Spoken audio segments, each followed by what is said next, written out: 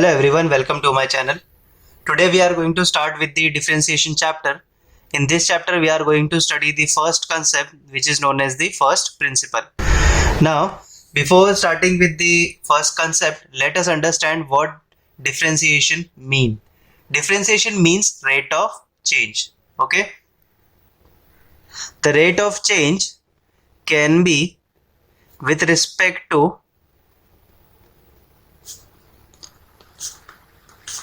x-axis or y-axis or z-axis or with respect to the time. Okay, now the operator d upon dx represents the rate of change with respect to x-axis, whereas d upon dy represents the rate of change with respect to y-axis, and likewise d upon dz represents the rate of change along z-axis, or many of the times it is also written as d by dt, which is rate of change with respect to time. Okay, so the operator d by dx, d by dy, d by dz or d by dt represents the rate of change with respect to x-axis, y-axis, z-axis or time. Okay, now let us consider a graph. So this is the graph, x-axis, y-axis, y is equal to f of x. Okay, now let us consider one point here, this point, and when you trace it on the x-axis, let this be a. Okay, now let us draw its neighborhood points. Consider this point and this point. Okay, so when you trace it down, let us say this is a plus h and this is a minus h. Okay, now this is at a distance of h, that's why it is a plus h and this is a minus h.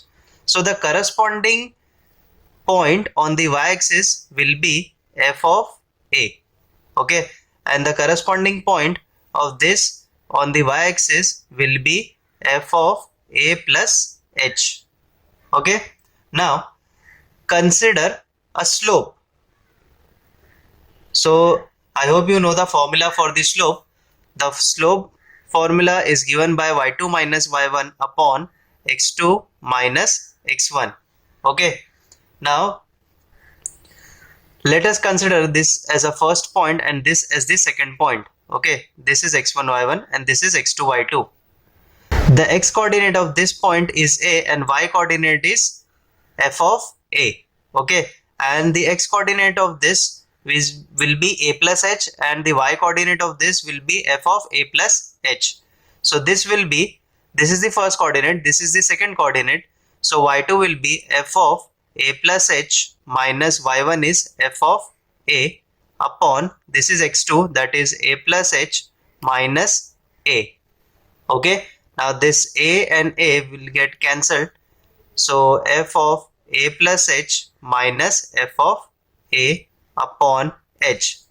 This is the formula for the slope that we have calculated from the graph. But as you know, the slope is only for the straight line and not for the curve. Whenever you zoom any curve to its extreme, you will see that the curve is made up of the small segment of the line. For example, if you consider this curve, now this is made up of the small segments of the line.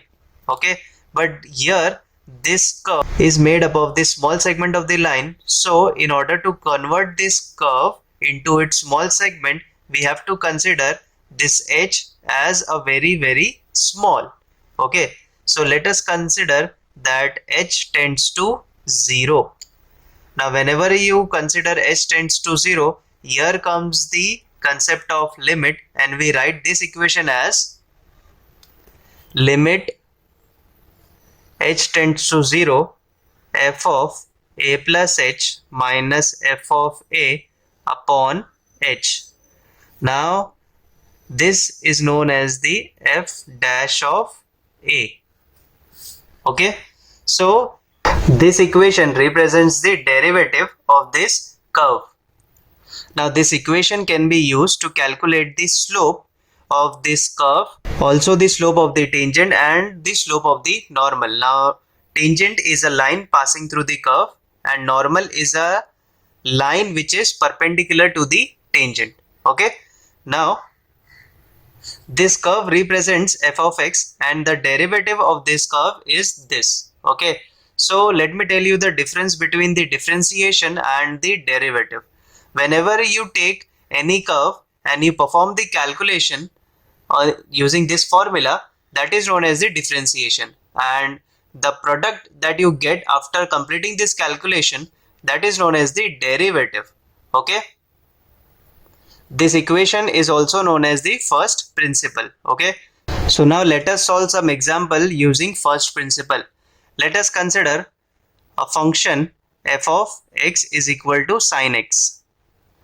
Okay, now f of a will be, we have to replace x by a, so this will be sin a. Okay, we have to find f of a plus h upon h. Now let us find f of a plus h. This will be nothing but sin of a plus h. Okay, so using the first principle, the derivative will be f dash of a is equal to limit h tends to 0 f of a plus h minus f of a upon h. So this will be limit h tends to 0, f of a plus h is nothing but sin a plus h minus sin a upon h. Okay, now this is nothing but sin c minus sin d. Okay, I'll write the formula sin c minus sin d, which is equal to 2 cos sin plus c plus d by 2 and multiplied by sin c minus d by 2. Okay, so basically this will be equal to limit h tends to 0 sin minus sin, this is c, this is d, we have to add and divide by 2 and subtract and divide by 2. So this will be 2 cos a plus h plus a upon 2 into sin, we have to subtract them, a plus h minus a upon 2, the whole upon h. Okay, so this will be limit h tends to 0 to cos a plus a will be 2a plus h upon 2. This will be a and minus a will get cancelled, which will be left with sin h upon 2, the whole upon h. Now in limits you must have studied one formula where limit x tends to 0 sin x upon x is equal to 1. Okay, so the formula here is sin, this is the theta of the sin, so this is h upon 2, so the denominator should be h upon 2, so we multiplied by 2 and divide by 2. Okay, then the 2 and 2 will get cancelled, this will be limit h tends to 0 cos 2a plus h upon 2. We apply limit here also, limit h tends to 0 sin h upon 2 upon h upon 2. Okay, so this is the formula for limit. That's why we have multiplied and divided by 2. This 2 and 2 gets cancelled. So this is nothing but sin theta upon theta, where theta tends to 0. Okay, similar formula is there. Now this is nothing but 1. Okay, this is nothing but 1. We apply the limits here. We substitute h as 0. So we left with cos 2a upon 2. 2 and 2 will get cancelled. We left with cos a. This is nothing but f dash of a.